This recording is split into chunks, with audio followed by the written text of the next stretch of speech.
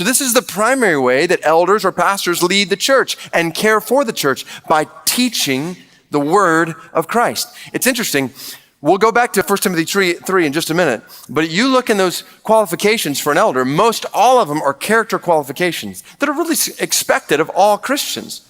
But there is one competency qualification that's listed in 1 Timothy chapter 3, a competency that an elder must have.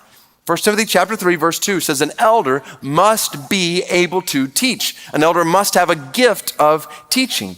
And the reason for that is because an elder or pastor's leadership is totally tied to teaching God's word.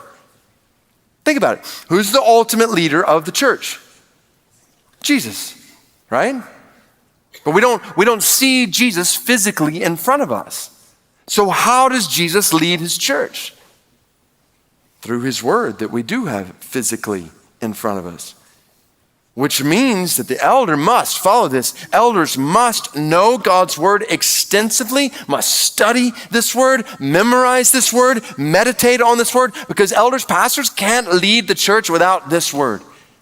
Elders do not lead the church according to their own thoughts, their own opinions, their own ideas. They can do that with some other company or organization in the world, but elders cannot do that with the church. Paul says here in Acts 20 that the church, he led the church in Ephesus for 3 years with God's word, teaching them the whole counsel of God. So elders must know God's word extensively, and they must communicate God's word effectively. And this is huge, because if an elder or pastor is not teaching God's word, then he is not fit to lead God's church. We do not follow elders or pastors just because they have a position.